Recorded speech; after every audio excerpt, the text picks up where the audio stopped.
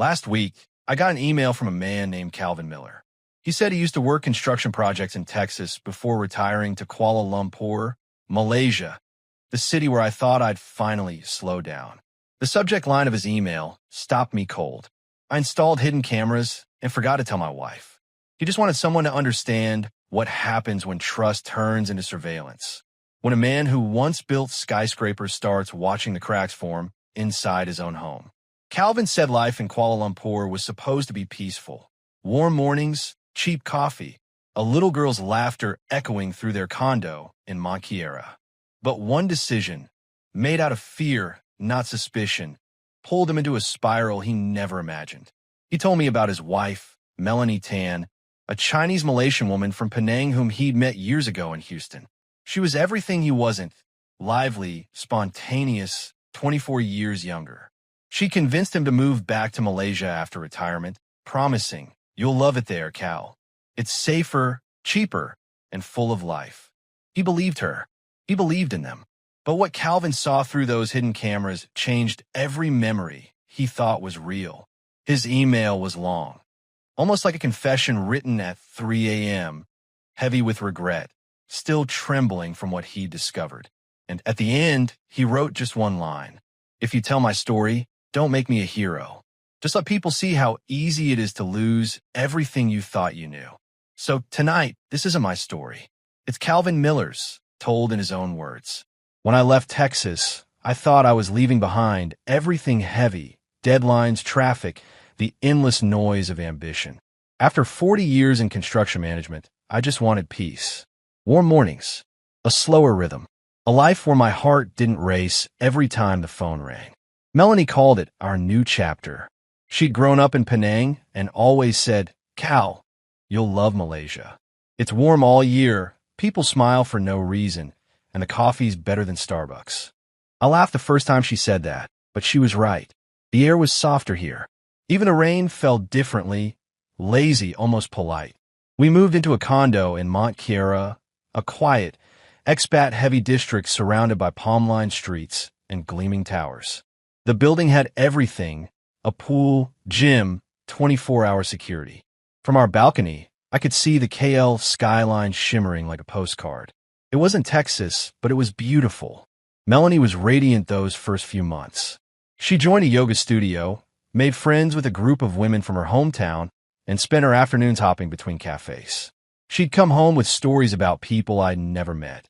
"You should have seen how funny Denise's son is," or "My trainer says I'm improving fast." I'd watch her as she talked, her hands moving gracefully, her laughter filling the room. I thought I did it. I really gave her the life she wanted. Our daughter Paula was 5 then, just starting kindergarten. Every morning she'd stand on a little stool to kiss my cheek and say, "Bye, Daddy," before Melanie drove her to school. That tiny voice was the sound of everything good I'd ever done. For the first time in years, I didn't feel tired. I cooked breakfast, walked Paula to the playground in the evenings, and spent hours sitting by the pool reading old crime novels. Sometimes, I'd catch Melanie looking at me from the balcony, a faint smile, distant but warm. I told myself she was happy. We all were. But happiness is quiet when it starts to fade. You don't hear it leaving. You just notice the silence it leaves behind. It began with small things. Melanie stopped waiting for me at dinner. Sometimes she'd already eaten by the time I came back from grocery runs. Her phone was always face down. When I asked who she was texting, she'd say, "Just the girls from yoga," or "My mom's asking about Paula again." I believed her, because why wouldn't I? She was my wife. Then came the gym sessions. Twice a week became every day. She'd come home flushed, her hair damp, smelling faintly of some cologne that wasn't mine, sharp and musky. I teased her about it once. "Your gym smells like a men's perfume counter," I said, trying to sound playful. She laughed a little too fast. Maybe that's why everyone works out so hard. Her laughter didn't sound the same anymore. It used to land softly. Now it felt rehearsed, like an echo from someone else's life. I told myself I was overthinking. That age difference, the 24 years between us, sometimes made me paranoid. Maybe she was just restless, adjusting, missing her friends. I thought moving here might bring her closer to her roots, maybe give her the kind of comfort I never could. I didn't want to be the jealous old husband watching shadows on the wall. But one night I couldn't sleep. The air conditioning hummed quietly, and Melanie was in the living room, scrolling her phone with the glow reflecting in her eyes. I watched her from the doorway. She smiled. Not at me, not at the screen, but like someone had just whispered something sweet through the glass. Then she turned her phone off when she saw me and said, "Can't sleep again, Cal? You should take your pills." I said nothing, just went back to bed, feeling an ache I couldn't explain. A few weeks later, the condo management circulated a notice. Warning, series of break-ins reported in nearby buildings. Residents advised to take precautions. Some units have been robbed, jewelry, laptops, cash. Melanie panicked. She started locking every window, every drawer. Paula began sleeping in our room, clutching her teddy bear tight. That's when I decided to install cameras. At first, it was purely for safety. I'd worked on enough security systems in my career to know how vulnerable apartments could be, even high-end ones. I ordered a set of small, discreet cameras online, easy to mount, almost invisible. One in the living room, facing the main door. One in the kitchen, since it faced the back service entry. Another on the balcony, to monitor the sliding doors. And one just inside the entrance, near the shoe rack. That was all. Nothing invasive. Nothing personal. At least that's what I told myself. I spent a Sunday afternoon setting them up while Melanie and Paula were out visiting her mother. The cameras blended perfectly into the decor, matte black against dark corners, wires hidden beneath picture frames. It felt oddly satisfying, knowing I could check everything from my phone whenever I wanted. When they got home, Melanie noticed me wiping the table and asked, "You're cleaning?" I smiled, trying to keep busy. She kissed my cheek and went to shower. I didn't mention the cameras. Not that day. Not ever. At first, I only checked them occasionally, mostly when we were out, just to make sure no one broke in. Watching the footage became almost like background noise. I'd skim through the clips before bed. Nothing unusual. Paula playing with her toys. Melanie folding laundry. But one night, when I fast-forwarded through an afternoon recording, I caught a glimpse of something strange. Melanie laughing at the balcony, holding her phone high like she was FaceTiming someone. Her voice was bright, a tone I hadn't heard in months. She looked alive. I paused the clip, replayed it. There was no sound, but I didn't need to hear it. The expression on her face told me more than words could. Still, I refused to jump to conclusions. I told myself maybe she was just catching up with a friend from Penang. Maybe it was being paranoid again. So I ignored it. Weeks passed. The camera stayed on, quietly watching. I started to forget about them, until one day, they wouldn't let me forget anymore. Looking back, I wish I'd never opened that app again. I wish I'd just lived with the silence, the uncertainty. Because sometimes, not knowing is kinder than the truth. But I didn't know that yet. I was still the man who thought technology could protect his family, that cameras could bring peace of mind. That night, as I stood on our balcony watching the lights of Kuala Lumpur shimmer in the distance, I whispered to myself, "You did good, Cal. You're keeping them safe." I truly believed that. I believed it with all my heart. I thought I was protecting my family. I didn't realize I was about to destroy it. At first, the cameras were just background noise, little black dots that blinked silently while life went on as usual. Every few days, I'd open the app on my phone, half out of curiosity, half to reassure myself that the world inside our condo was still safe, still normal. Most of the time it was. The first week's recordings were dull. Melanie cooking noodles, Paula dancing around in her pajamas, the cleaning lady humming as she wiped the counters. Sometimes I catch myself smiling at the footage. It felt like peeking through a window into happiness, watching the people I loved just living.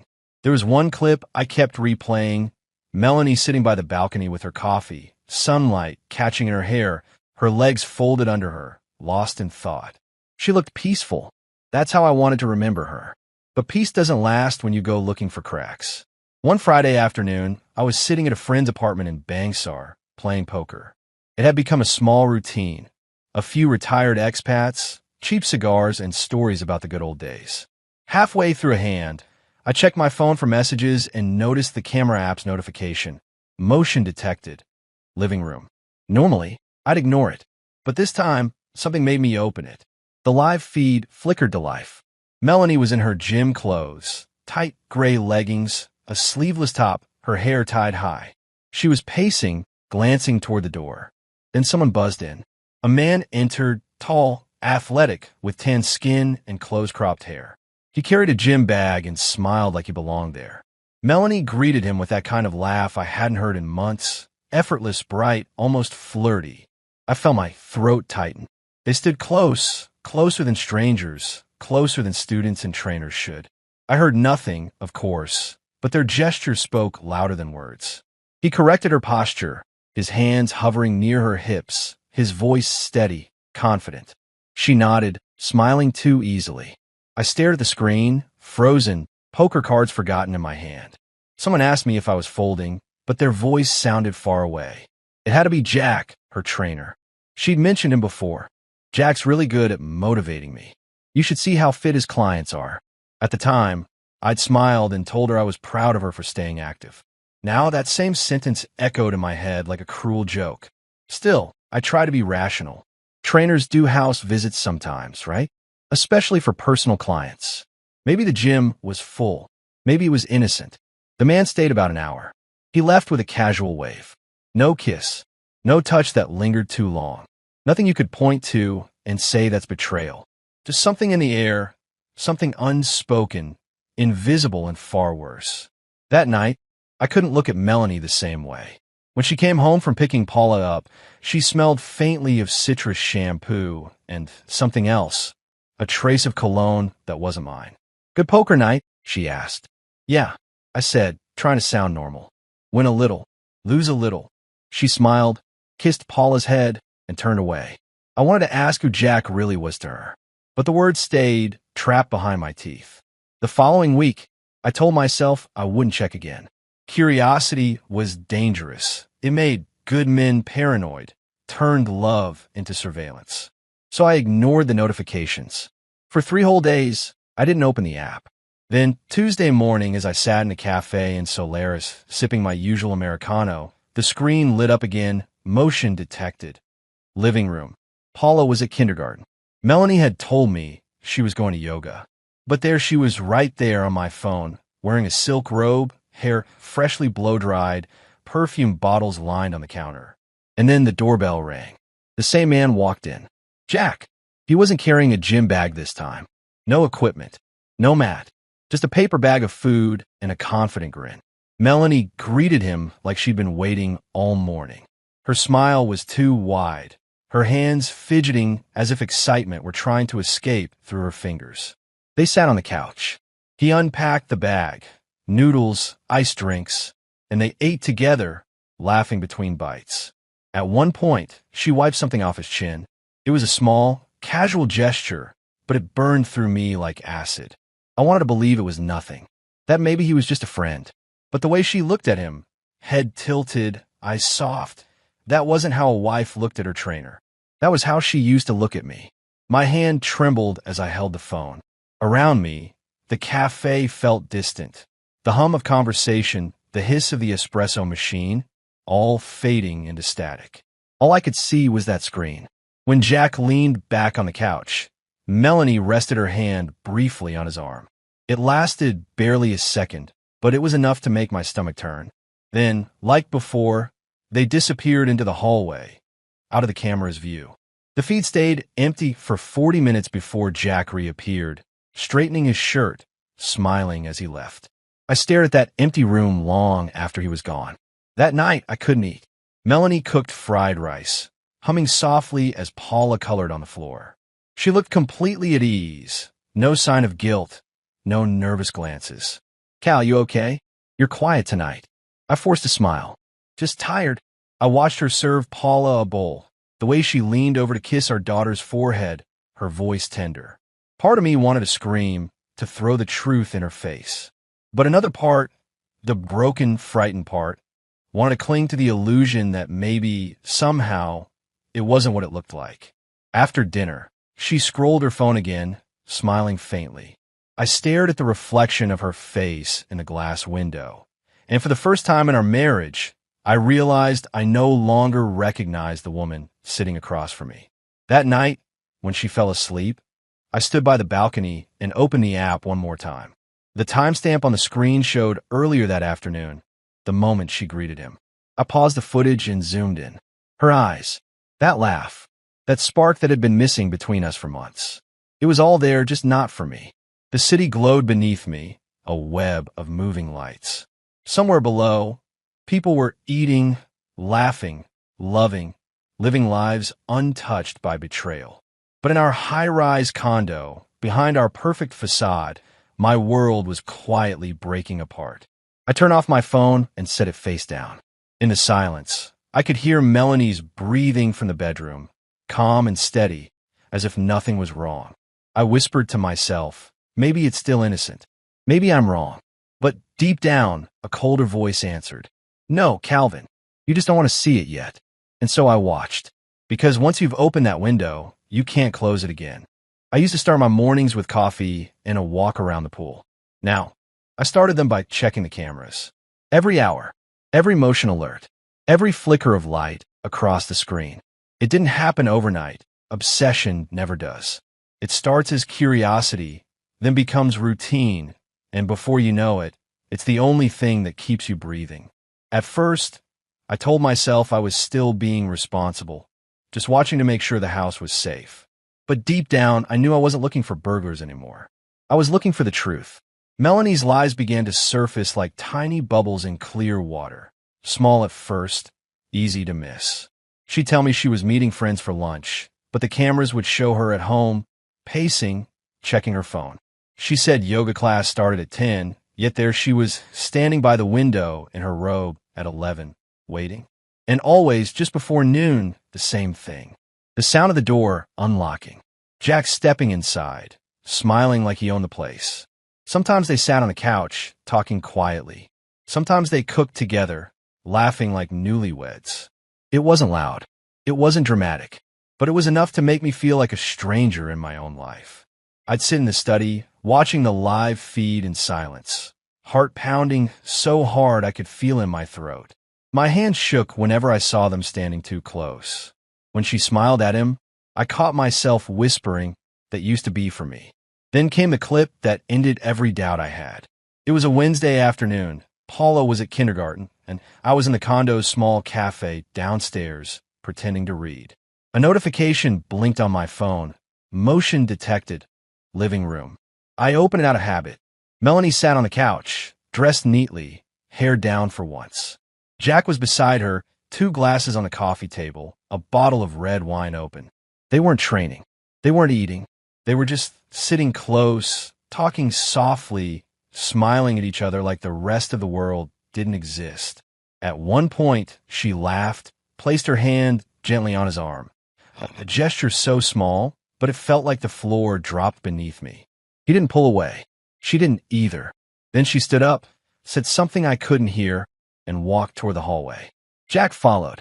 They disappeared from the frame, into the bedroom, and the footage stopped there. That was the moment my world collapsed. For a few seconds, I just stared at the screen, frozen, waiting for them to come back out, for something, anything that would make it innocent again. But the minutes ticked on. The silence grew heavier. I replayed that clip over and over, each time hoping the story would change. But it never did. I sat there until the cafe closed, watching that same 5-minute recording again and again until my eyes burned. I remember the day I married her in Austin, how her voice trembled when she said, I do, how I'd promised her a safe, happy life. I remember our first apartment, tiny and cheap, but full of laughter. I remembered Paula's first steps, how Melanie cried, clutching my arm, whispering, we made her, Cal. And now, all those memories felt like they belonged to someone else. Someone luckier. Someone still blind. That night, I couldn't even look at her. She came home late, said she'd stayed for dinner with the girls. I nodded, pretending to read the news on my tablet. Long day, she asked casually, placing her bag on the counter. Yeah, I murmured, keeping my eyes down. Did you eat? Yeah. She hesitated, waiting for me to ask how her day was. I didn't.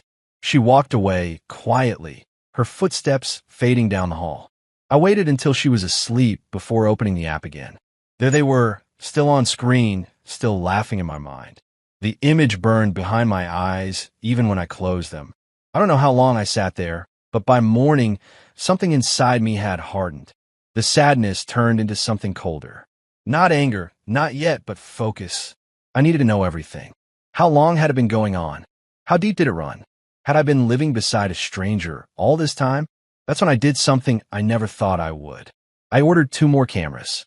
Smaller ones, almost invisible. This time, I placed them in the bedroom and on the balcony, hidden where no one would ever think to look. It took hours, carefully aligning each lens, testing angles, making sure the blinking lights were disabled. When I was done, I stared at the live feed. Every corner of our home, every shadow, every movement all under my watch. I told myself it was about the truth, that I deserved to know what really happened under my roof. But deep down, I knew it wasn't just about knowing anymore. It was control. It was the last piece of power I had left. Days passed in silence. Melanie acted like nothing had changed. Morning kisses for Paula, cheerful chatter about school, small talk at dinner. If she noticed my distance, she didn't show it. Or maybe she didn't care. Each time she left the condo, I checked the footage. Each time she came home, I watched her through the lens before opening the door. It became my world, tiny rectangles of light on a screen, replaying the same scenes. Her movements, her smiles, her absences. The cameras became my eyes. And I hated myself for needing them. I stopped meeting friends. Stopped reading. Even my morning coffee turned cold before I finished half the cup. All I did was watch. One evening, as I reviewed the day's footage, Paula's laughter drifted through the hallway. She was playing with her toys, completely unaware of the storm gathering around her. I turned the tablet face down, ashamed. I didn't want her to grow up remembering a father who lived behind screens, a man too afraid to speak, too obsessed with catching ghosts. But when I looked toward Melanie, she was already texting again, her smile faint, private. And just like that, guilt gave way to fury. I whispered under my breath, "How long, Mel? How long have you been building this lie, while I built you a life?" She didn't hear me. She didn't even look up. That night, as Kuala Lumpur's skyline glittered outside our window, I sat alone in the dark, staring at the live feed once more. Each room glowed faintly on my screen. Living room, kitchen, balcony, bedroom. All quiet, all peaceful. And yet I knew, somewhere in that silence, truth was waiting, patient, merciless, inevitable. I thought installing those cameras would give me peace of mind. Instead, they became mirrors reflecting every fear I never wanted to face. Security had turned into surveillance. Love had turned into evidence. And I, once a builder of homes, had become a builder of traps. The line between protection and obsession was gone. All that was left was the quiet hum of the cameras, recording the slow unraveling of a man who couldn't stop watching. 6 years. That's how long it had been since Melanie walked down the aisle toward me, smiling under a sky full of white roses. 6 years since I promised her the world, and believed she meant it too. Now, those same 6 years sat on my shoulders like a ghost I couldn't shake off. A week before our anniversary, she brought it up during dinner, voice casual, as if we still lived in the same story. "Hey, Cal," she said, slicing her salmon. "What do you think about a short trip? Maybe Langkawi? Just us. It's been a while." Her tone was soft, innocent, almost too perfect. I looked up slowly, watching her eyes, those eyes I used to trust. She met my gaze with a practiced warmth, the kind that could melt a man's suspicion if he didn't already know better. "A weekend getaway," I said. "That sounds nice." She smiled, relieved. "Good. I'll book the resort. You've been so busy with work, I think we need this. We need this." The irony nearly made me laugh. That night, I stayed up after she went to bed, staring at the glow on my laptop. If she wanted romance, she'd get it. But this time, I make sure every truth was preserved. Every second, every word, every lie. I logged into my camera system, set up an automatic upload. Every clip, every motion alert would now back up to my private cloud drive. Even if the devices were destroyed, the truth would survive. It wasn't paranoia anymore. It was preparation. Friday morning came bright and still. Melanie was cheerful, humming as she packed her bag. She wore her white sundress, The same one from our honeymoon. I'll call the grab, she said, checking her reflection in the mirror. Flight's at 2. Sure, I replied. I just need to run downstairs to get some cash. She nodded, not noticing the phone already recording in my pocket. Downstairs, I ordered a coffee at the cafe across the street, the one with a direct view of our condo's entrance. From there, I opened the app. The live feed loaded slowly. Then, motion. The front door opened, and Jack walked in. I froze. Melanie was supposed to be alone, waiting for me. Instead, there she was, greeting him with a hug that wasn't polite, wasn't brief. It was the kind of embrace people save for someone who already knows their heartbeat. He said something. She laughed, leaning into his chest. They thought I was gone. For a few seconds, I forgot to breathe. My hand clenched so tight around the phone that the screen dimmed. I could hear my own pulse in my ears. Part of me wanted to storm up there, kick open the door, and end it all right then. But another part, the colder part, told me to wait. Wait and remember. So I just watched, every second stretching like glass about to shatter. After a while, they moved toward the balcony. From the angle, I could only see their silhouettes, close, familiar, unmistakable. Then the feed went quiet again. I sat there, motionless, surrounded by the cafe's soft music and the smell of roasted beans. No one around me knew that a marriage was burning down just meters away. No one saw the man across the room slowly crumble, piece by piece. When Jack finally left, Melanie appeared again, calm, composed, adjusting her hair in the mirror as if nothing had happened. 5 minutes later, she texted me, "Ready when you are." I stared at that little heart emoji for a long time. I typed back, "On my way." The flight to Langkawi was quiet. She talked about the sea, about Paula's upcoming school recital, about how we both needed to slow down. I nodded when appropriate, smiled when she looked my way, even laughed once when she joked about her tan. But inside, I was watching her every move. The way she reached for my hand without meaning it. The way her eyes drifted to her phone whenever a notification buzzed. If Gil had a face, I thought, it would look like hers, calm on the outside, terrified underneath. That evening, we checked into a luxury beach resort. Private villas, sunset views, champagne waiting on ice. To her, it was romance.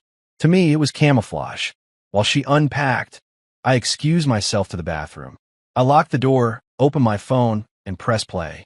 The footage from that morning began to load. There it was again, the embrace, the smile, the betrayal repeating on a loop under fluorescent light. I watched it in silence, tears welling but refusing to fall. My reflection in the bathroom mirror looked hollow, a man halfway between heartbreak and fury. Every second of that video carved another wound. And yet, I couldn't stop watching. When it ended, I whispered to myself, "No more pretending." That night, she ordered dinner on the beach. Candlelight, soft music, the sea stretching endlessly beyond us. "Happy anniversary," she said, raising her glass. "Happy anniversary," I replied, matching her tone. We ate. We smiled. To anyone passing by, we looked like the perfect couple celebrating love. But beneath the table, my hand was clenched tight, not out of anger but out of restraint. I didn't need to shout. I didn't need to accuse. I had the truth. And soon, so would everyone else. After dinner, she fell asleep early, tired from the flight. I stayed up on the balcony, watching the tide crawl in. The night air was heavy with salt and memory. I thought about Paula, how she'd someday ask why her parents didn't stay together. And I thought about what kind of answer she deserved. Not lies, not half-truths, but proof. So I made a decision that would change everything. I wouldn't hurt Melanie, but I would let the world see what she'd done. Let her feel the same helplessness, the same humiliation that had hollowed me out. Not violence, not revenge through fists or shouting.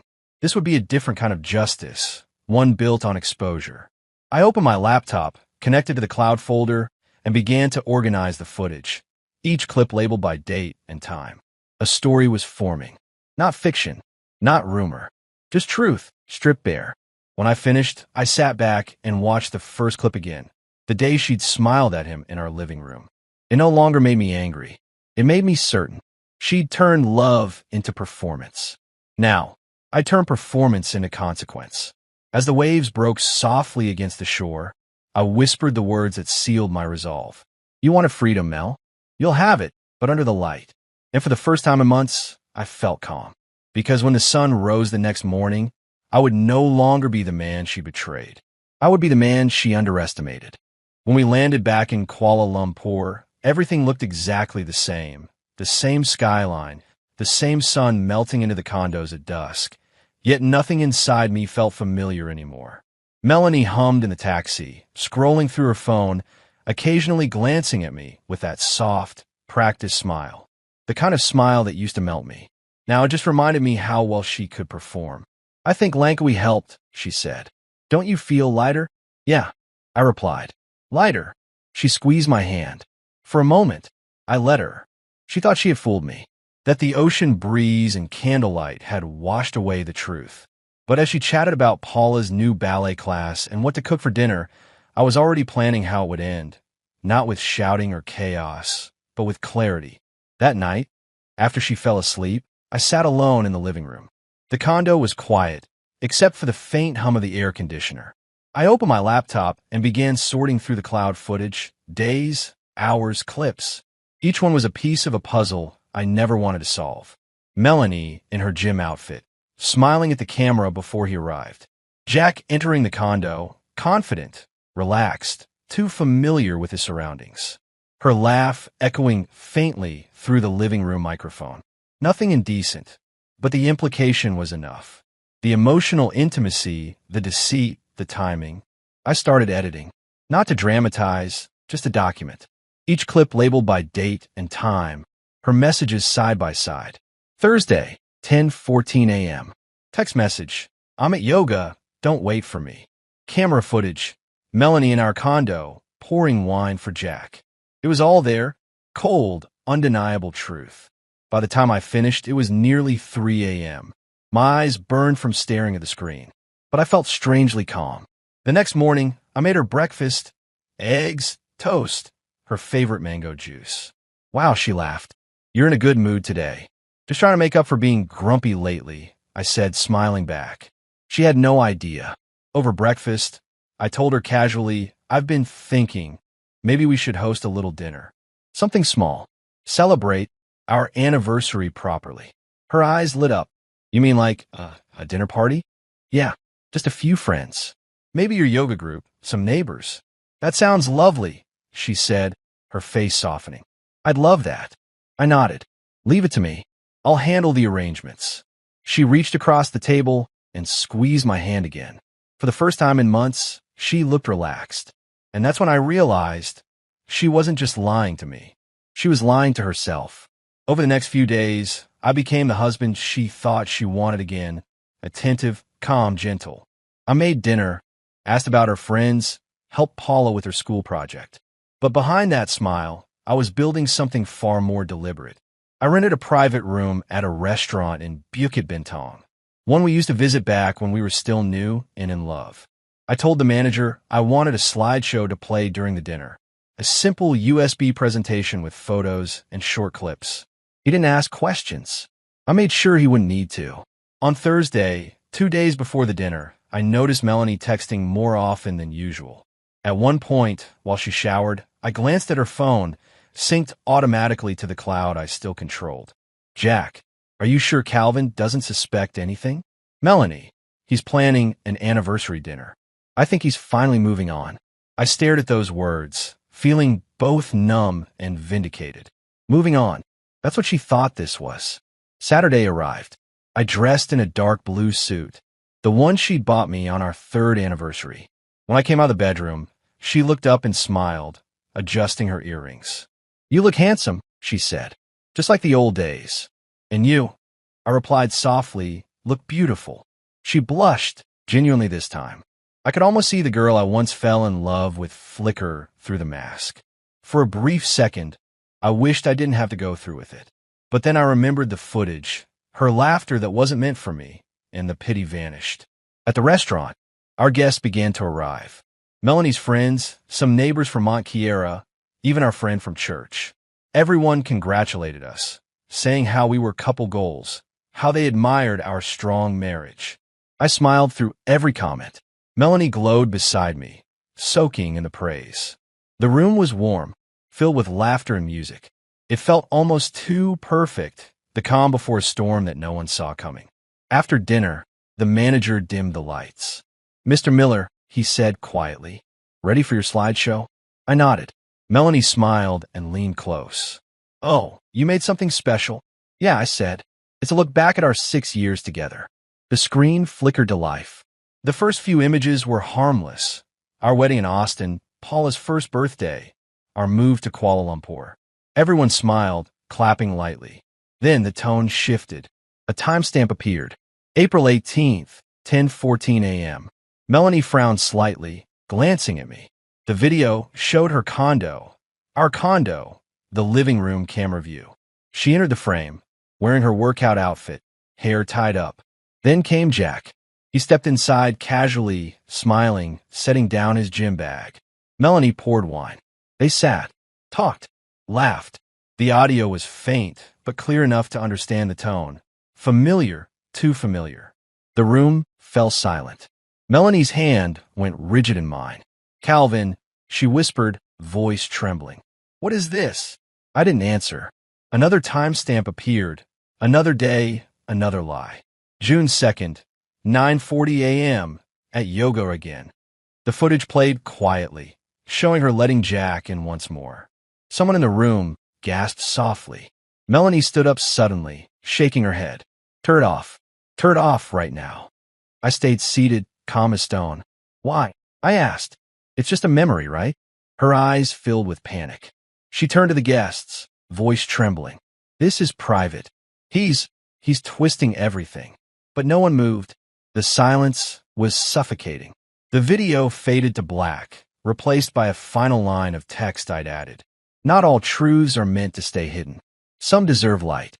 Melanie ran out of the restaurant, tears streaking down her face. Her friends hesitated, unsure whether to follow or stay seated. I stood, thanked everyone for coming, and left quietly through the side door. Outside, the Kuala Lumpur night was cool and alive. Traffic, neon, distant laughter from bars nearby. I walked slowly, hands trembling but heart strangely steady. I didn't feel triumph, just silence, and maybe, somewhere deep inside, a sliver of peace. When I got home that night, the condo was dark. I walked through each room, the living room, the balcony, the kitchen, everywhere the cameras had once been. One by one, I began turning them off. The screens went black. For the first time in months, I let the darkness stay. The night after the dinner, I didn't sleep. The city outside was alive. Traffic rolling down Jalan Duta, motorcycles echoing through the underpass. But inside, the condo was still. Too still. Melanie's side of the bed was empty. Her perfume still lingered in the air, a fading reminder of something I could no longer touch without feeling disgust. I replayed the last scene in my mind. Her running out of that restaurant, eyes wide, lips trembling, the sound of gasps following her out the door. It was over, but victory didn't feel like I thought it would. The next morning, Paula's voice woke me. "Daddy," she whispered, tugging at my arm. "Where's Mommy?" I blinked, trying to find the right words. "She's taking a break," I said softly. "Just for a few days." She nodded, satisfied with that answer, because 5-year-olds don't need to know what betrayal looks like. They just need to feel safe. I made her breakfast, packed her school bag, and drove her to kindergarten. She waved at me from the gate, smiling like the world was still simple. For her, I wanted it to be. Later that day, my phone buzzed with messages.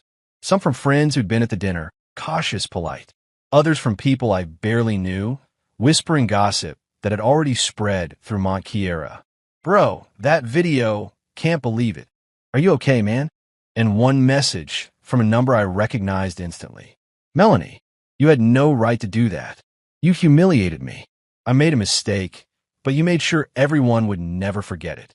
I stared at the words for a long time. Then I typed back, "I didn't do it to humiliate you.